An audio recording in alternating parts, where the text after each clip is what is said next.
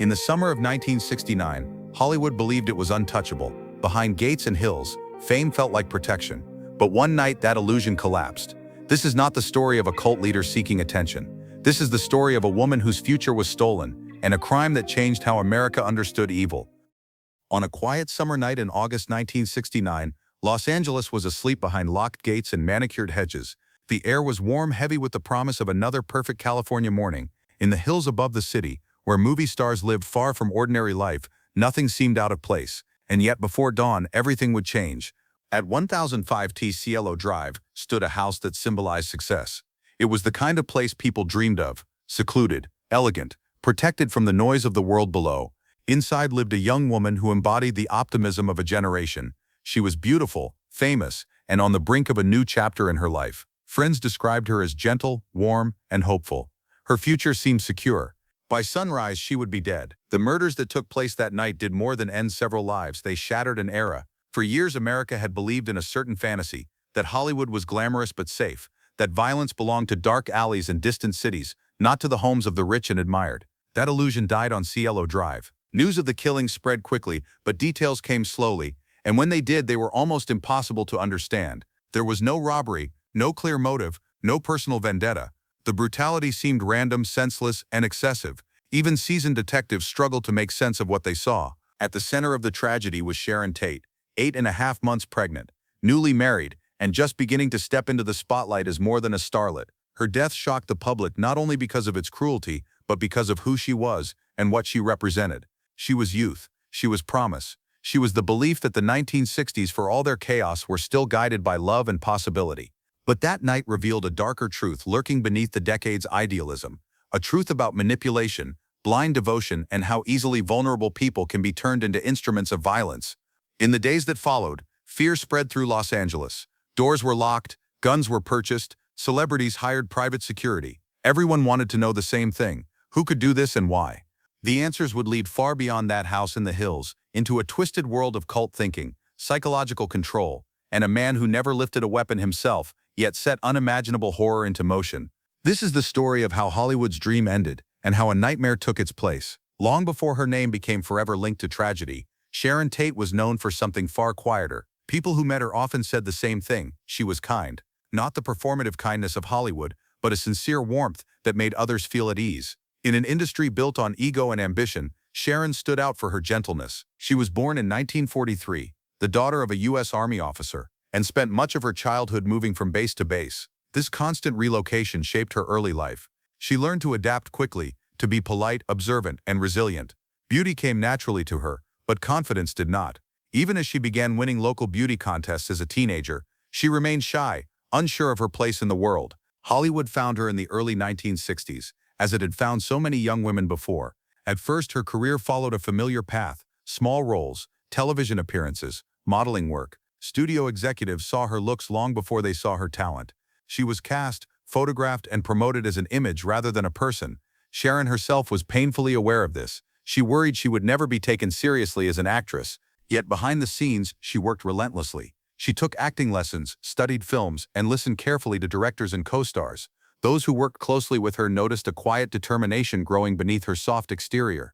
By the late 1960s, roles in films like Valley of the Dolls suggested she was beginning to break free from the pretty face label. Her personal life, too, seemed to be settling into something meaningful. She met Roman Polanski while filming The Fearless Vampire Killers, and their relationship quickly became intense. Polanski was charismatic, demanding, and deeply immersed in his work. Sharon admired his brilliance and believed in his future. When they married in 1968, the press portrayed them as an unconventional but glamorous couple, symbols of modern Hollywood. By the summer of 1969, Sharon was pregnant with their first child. Friends later recalled that this was one of the happiest periods of her life. She spoke often about motherhood, about slowing down, about creating a home. Fame no longer felt like the goal. It was simply part of the backdrop. That is what makes what happened next so devastating. Sharon Tate was not a symbol of excess or decadence. She was not chasing danger or controversy. She was, by all accounts, looking forward to a family, to stability, to a future that felt finally within reach. She never saw the darkness coming. The house at 1005 Cielo Drive was meant to be a refuge. Hidden behind a long, winding driveway and tall gates, it sat high above Los Angeles, removed from traffic, noise, and curious eyes. To outsiders, it looked like the perfect place to feel safe. To those who lived there, it felt private, almost invisible. The home had a history even before Sharon Tate moved in. It had once been rented by record producer Terry Melcher, a name that would later resurface in disturbing ways. By early 1969, the house was leased by Roman Polanski and Sharon Tate, though Polanski himself was rarely there. His work often kept him overseas, and that summer he was in Europe, preparing a new film. Sharon did not live alone. With her husband gone, friends came and went, filling the house with conversation and company. Jay Sebring, a well-known celebrity hairstylist and one of Sharon's closest friends, often stayed over. Abigail Folger, heir to the Folger coffee fortune, and her boyfriend Wojciech Frykowski were also frequent guests. The house was not a party scene, it was a place of comfort, shared meals and quiet evenings. On the night of August 8, 1969, nothing seemed unusual. Sharon was tired from the late stages of pregnancy. Plans for the baby's arrival were nearly complete. The future felt close and tangible. There was no sense of threat, no warning that danger was approaching from beyond the gates. What no one inside the house knew was that, miles away, a group of people were preparing to drive into the hills with a very different purpose. They were not motivated by money. They were not seeking revenge against the people inside. In fact, they did not know them at all. The location itself would soon take on a mythic quality in the public imagination. Cielo Drive became more than an address. It became a symbol, a place where wealth and isolation collided with violence, a reminder that physical distance from the world does not guarantee safety from it. In later years, many would ask the same haunting question: why this house? Why these people? The answer would not lie in personal relationships or secret conflicts, but in something far more unsettling, an idea planted by a man who believed chaos itself was a form of power. That night, the house on Cielo Drive stood quietly in the darkness, unaware that it was about to become one of the most infamous crime scenes in American history. Long before the murders on Cielo Drive, long before the headlines and the trials, there was a man drifting through the margins of American society, unnoticed by most, underestimated by nearly everyone. His name was Charles Manson, and for years, he seemed destined to remain invisible. Manson did not arrive in California as a prophet or a leader. He arrived as a small-time criminal with a long history of incarceration. Much of his adult life had been spent behind bars, where he learned how institutions worked, and more importantly, how people did.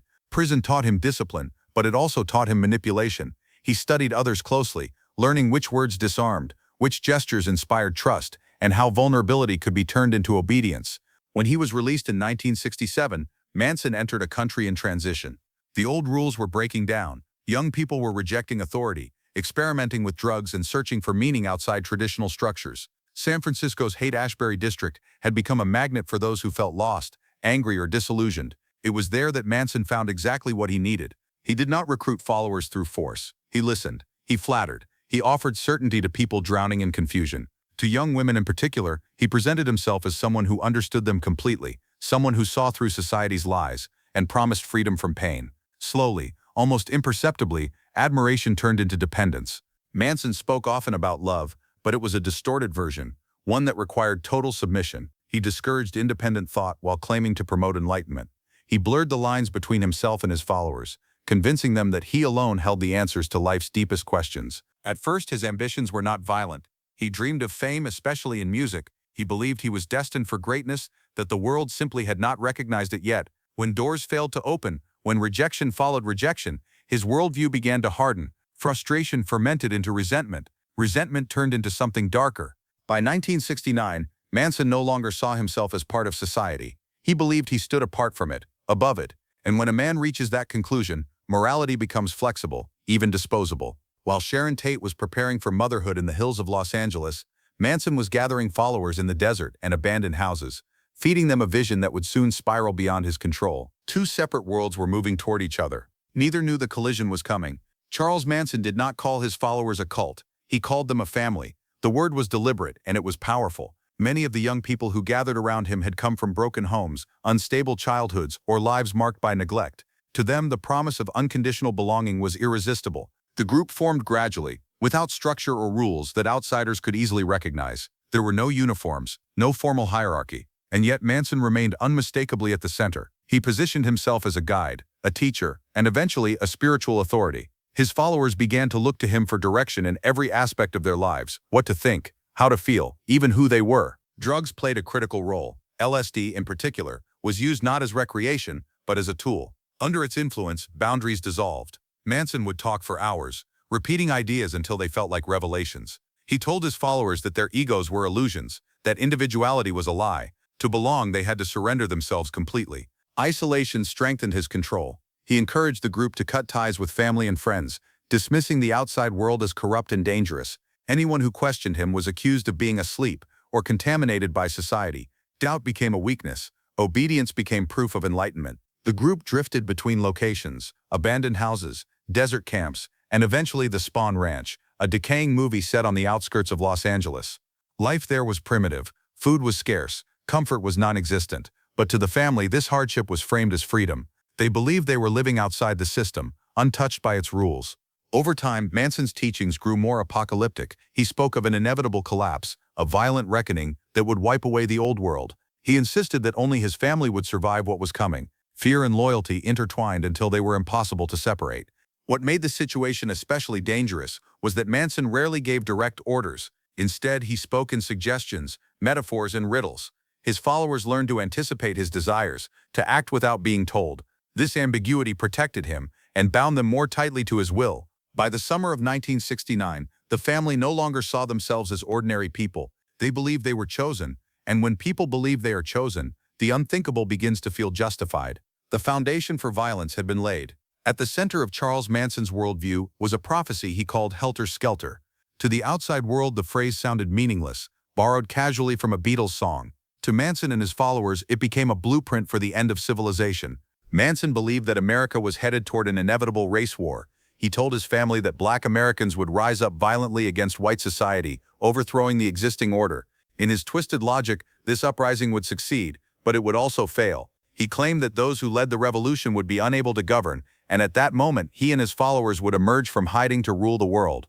The story was absurd, dangerous, and completely detached from reality. But within the closed environment Manson had created, it felt prophetic. He reinforced the idea constantly, pointing to news reports, protests, and social unrest as proof that helter-skelter had already begun. Every conflict became a sign. Every headline confirmed his narrative. Music played a strange role in this belief system. Manson interpreted Beatles lyrics as coded messages meant specifically for him. Songs like Helter Skelter and Piggies were dissected line by line. He insisted the band was speaking directly to his family, warning them of what was coming and guiding them toward their destiny. As months passed, Manson grew impatient. The apocalypse he predicted was not unfolding fast enough. The world stubbornly continued on.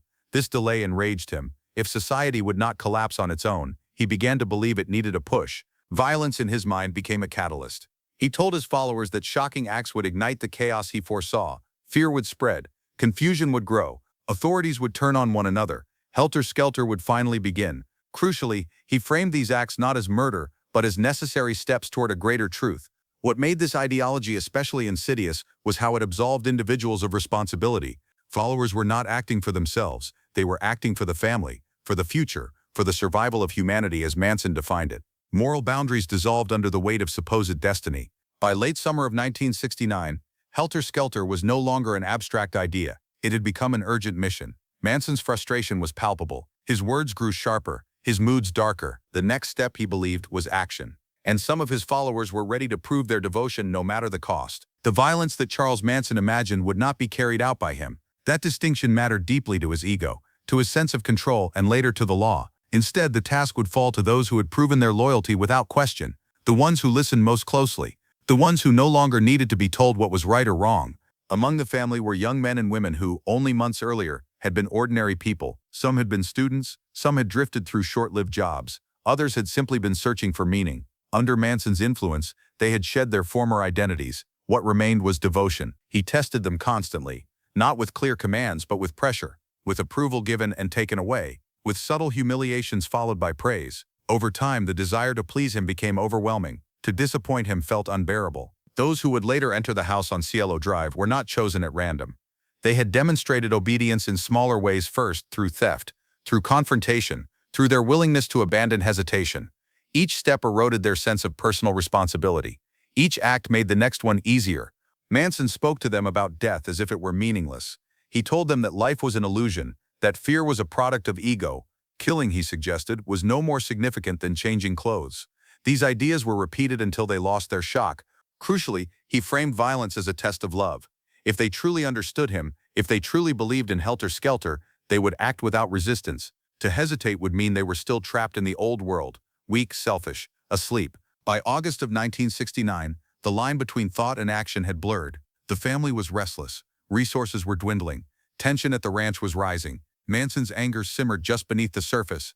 He felt ignored by the world, mocked by fate, delayed by history. That anger needed an outlet. When the moment came, he did not deliver a grand speech. There was no dramatic declaration. Instead, there was a simple instruction, vague, almost casual. He told them to go out and do something witchy, to leave a message, to make the world listen. They did not ask questions. They got into a car and drove into the night, carrying knives, a gun, and the weight of a belief system that had stripped them of fear, empathy, and doubt. The machinery of violence was now in motion. As night fell on August 8, 1969, Los Angeles glowed the way it always did, streetlights stretching endlessly, radios murmuring in passing cars, the city unaware of what was about to unfold. From Spahn Ranch, a small group set out in silence. There was no urgency, no visible panic. What they carried was not excitement, but resolve. The drive toward the hills felt strangely ordinary. The roads were familiar. The city offered no resistance. In the car, conversation drifted between nervous laughter and quiet focus. To an outside observer, they might have looked like any other group of young people heading out late at night. Only they knew the purpose of the journey. Charles Manson did not accompany them. He stayed behind, confident that his words would travel with them. He had already done the work. The ideology, the conditioning, the sense of mission, those were enough. His presence was no longer required. As the car climbed higher, the city fell away. The houses grew farther apart. Darkness settled in more heavily, broken only by the occasional porch light or passing vehicle. The destination was not chosen for personal reasons. The people inside the house were strangers. What mattered was the location and what it symbolized. There was a pause at the bottom of the driveway on Cielo Drive, a final moment before crossing the threshold between belief and action. No one turned back. The gate was approached, the path carefully navigated. The night was quiet, almost indifferent. Inside the house, life continued unaware. Conversations wound down. Fatigue set in. There was no sense of danger, no instinctive warning. The isolation that once felt comforting now offered no protection. What followed would later be described as chaos, but in those first moments it was deliberate. Each movement had purpose. Each decision was shaped by months of psychological erosion. Fear was no longer a barrier. It was something to be imposed on others. The murders that would occur that night were not impulsive acts of rage. They were the result of a slow, methodical dismantling of conscience, a process that had begun long before the car ever left the ranch. By the time the sun rose over Los Angeles, the city would awaken to a crime so senseless and so brutal that it defied explanation. The hills that had promised safety would become synonymous with horror, and the story of Sharon Tate would cross its point of no return. What happened inside the house on Cielo Drive unfolded with terrifying speed. The stillness of the night was shattered, not by a single moment, but by a sequence of decisions that left no room for escape. The intruders moved through the property with an unsettling certainty, as if they had rehearsed this moment in their minds many times before. The people inside were caught completely off guard. There were no alarms, no guards, no warning signs. The safety promised by isolation proved to be an illusion. Confusion gave way to fear, as the reality of the situation became impossible to deny. Witness accounts and later testimony would reveal a chilling pattern: commands issued without emotion, obedience demanded without explanation. The attackers spoke with authority, repeating phrases they believed carried meaning beyond the moment. To them, this was not personal, it was symbolic. A message meant for a world they believed was on the brink of collapse. Sharon Tate, heavily pregnant and exhausted, pleaded not for herself, but for the life she was about to bring into the world. Those pleas would later haunt anyone who heard them described. They were the words of someone who still believed in reason, still believed that humanity might prevail over madness. It did not. The violence was sudden, chaotic, and absolute. It left no space for negotiation or mercy. When it was over, the house was silent again, unnaturally so. The intruders lingered only long enough to leave behind symbols meant to confuse and provoke. They believed these marks would help ignite helter-skelter, that authorities would misinterpret the crime and turn on one another. Then they left, driving away into the darkness from which they had come. Inside the house, life had been extinguished in a way that defied comprehension. There was no logic to the choice of victims, no personal grievance to point to. The randomness was part of the terror. Anyone could imagine themselves in that house. Anyone could feel vulnerable. By morning, the scene would be discovered by people who could not immediately process what they were seeing. Police officers, hardened by years of experience, would struggle to understand the scale and nature of the crime. It did not fit familiar patterns. It did not make sense. The night of August 8th did not just end lives. It introduced a new kind of fear, one rooted not in motive or gain, but in ideology and manipulation. The city of Los Angeles would never look at itself the same way again. When daylight reached the hills above Los Angeles, it revealed a scene that defied language. The calm of early morning stood in cruel contrast to what waited behind the gates on Cielo Drive. Those who arrived first sensed immediately that something was terribly wrong, though no one could have anticipated the reality inside the house. The discovery unfolded slowly, almost hesitantly. Shock gave way to disbelief. Then disbelief gave way to horror. Calls were made. Authorities arrived. The property filled with uniformed officers, detectives, and flashing lights that felt out of place in such a quiet, exclusive neighborhood. News spread quickly, but understanding did not. Early reports were fragmented and confused. Rumors filled the gaps where facts were missing. Some speculated about drugs, others about organized crime. The brutality of the scene seemed to demand a familiar explanation, but none fit. When Sharon Tate's name was released, the story exploded beyond Los Angeles. Headlines traveled across the country and around the world. A glamorous Hollywood life had ended in unimaginable violence. The detail that she was pregnant intensified the public's reaction, transforming shock into collective grief and anger. Fear followed close behind. If something like this could happen in one of the most protected enclaves in the city, where was anyone truly safe? Locks were checked, security systems were installed, firearm sales increased. The sense of invincibility that had once defined celebrity culture vanished overnight. Inside the police department, confusion reigned. Detectives faced a crime scene unlike any they had encountered. There was no clear motive, no obvious suspect, no straightforward trail to follow. The messages left behind suggested something ideological, but their meaning was unclear. Investigators struggled to determine whether the murders were personal, political. Meanwhile, the perpetrators returned to their lives as if nothing had happened. At Span Ranch, the family blended back into their routines. There was no immediate sense of consequence. The world outside was reacting with panic, but inside the group, the act was treated as a necessary step toward a greater goal. The contrast was stark and unsettling. The morning after the murders marked the beginning of a long and complicated investigation, one filled with missed connections, wrong turns, and delayed justice. For now, the city was left with questions it could not answer. Who had done this, and why? The answers would take months to surface, and when they did, they would reveal a truth more disturbing than anyone had imagined. In the weeks following the murders, the investigation drifted without direction. Detectives worked tirelessly, but the case refused to take shape. There were leads, dozens of them, but none that held. Every theory collapsed under scrutiny. The crime seemed to exist outside the normal rules that guided police work. Early assumptions proved misleading. Some investigators focused on drugs, convinced the murders were connected to Hollywood's darker social circles. Others suspected a personal dispute, a deal gone wrong, something rooted in greed or jealousy. These explanations felt comfortable because they were familiar, but comfort did not equal truth. Critical evidence was overlooked. Witness statements were misunderstood or dismissed. The messages left behind at the scene were treated as red herrings rather than clues. Even the sheer brutality of the murders worked against the investigation, overwhelming logic with horror.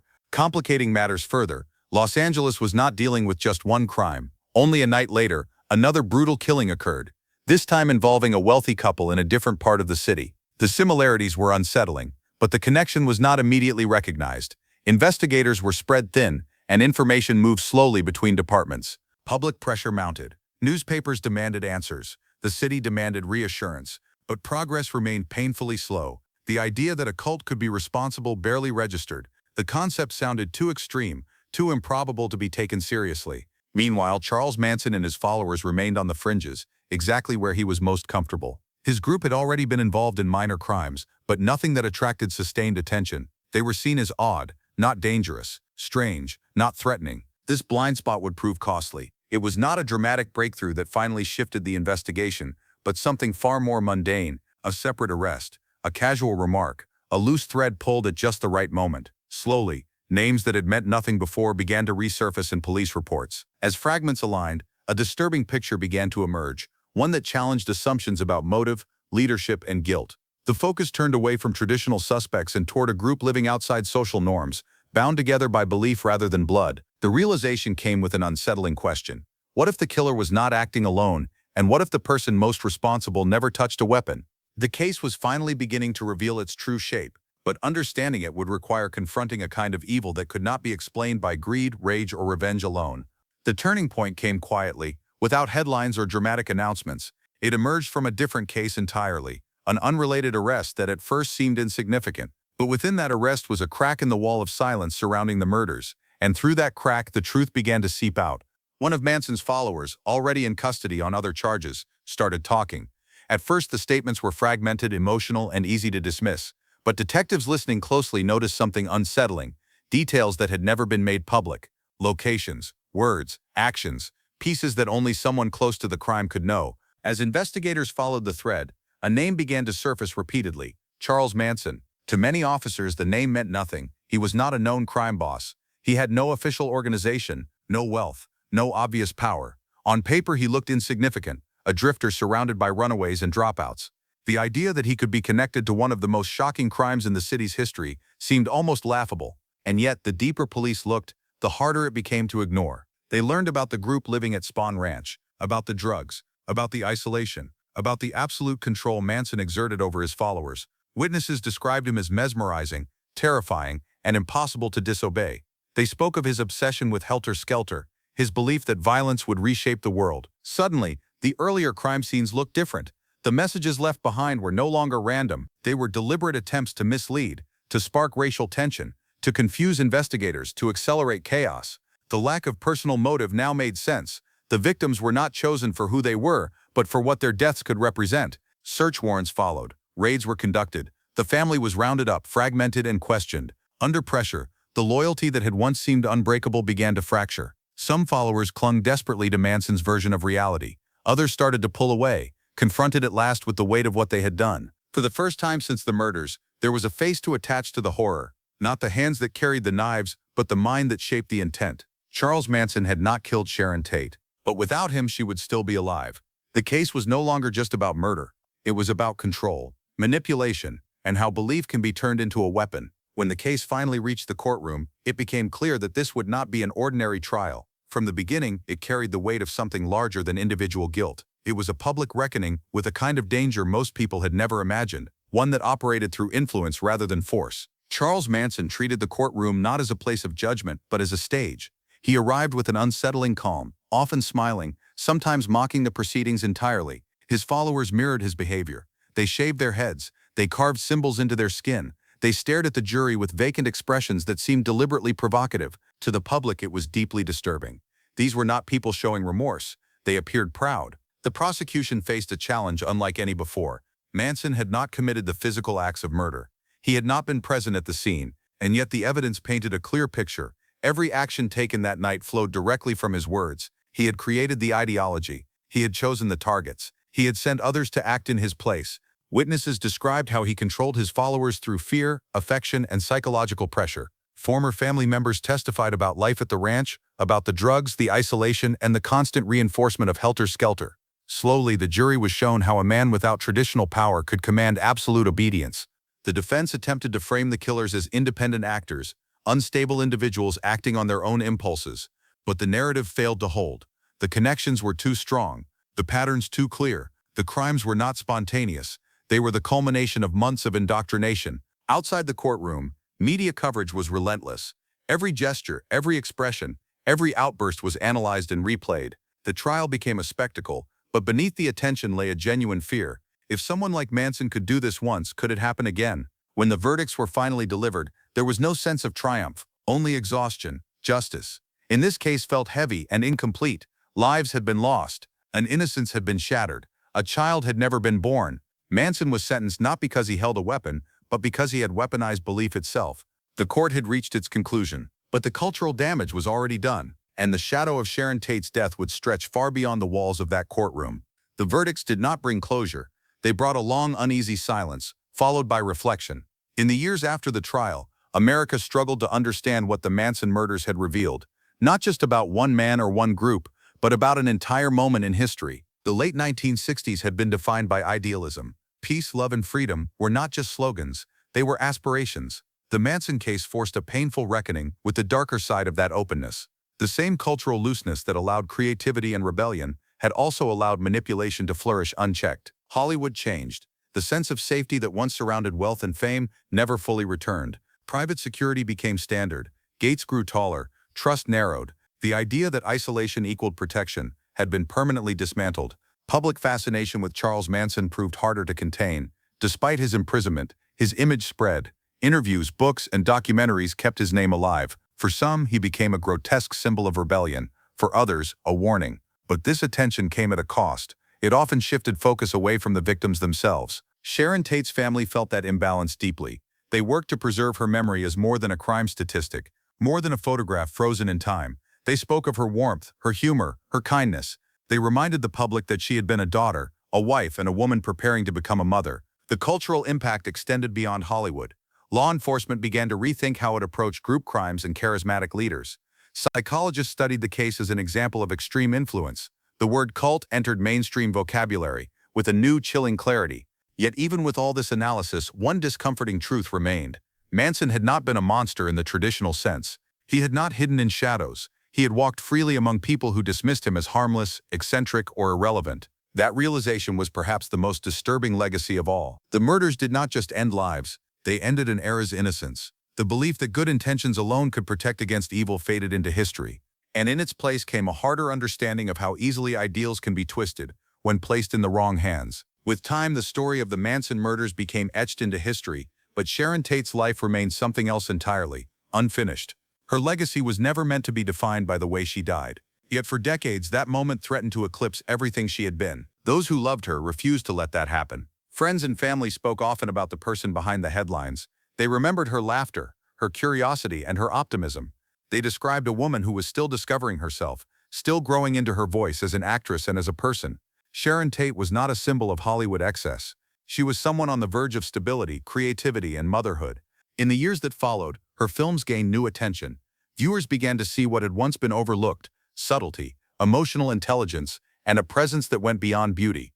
There was a quiet strength in her performances, a sense that she was just beginning to understand her own potential. Her death also reshaped how victims were remembered. Over time, there was a growing recognition that fascination with perpetrators came at the expense of those whose lives were taken. Sharon Tate's story helped shift that perspective. It became a reminder that behind every infamous crime are real people whose futures were stolen. For many, her name came to represent more than loss. It came to symbolize the moment America woke up from a dream, the realization that darkness could exist not only on society's margins, but at its center inside beautiful homes, among smiling faces. Sharon Tate never lived to see the cultural changes her death helped bring about. She never held her child. She never stepped fully into the career she had worked so hard to build. But she did leave something behind, a human story that continues to resonate because it was interrupted, not completed. In the end, this is not just a story about a cult or a killer. It is a story about belief, vulnerability, and the cost of ignoring warning signs. And it is a story about a woman whose life was taken, but whose humanity endures. History will always remember the horror of that night, but it should also remember Sharon Tate for who she was, and for everything she never had the chance to become.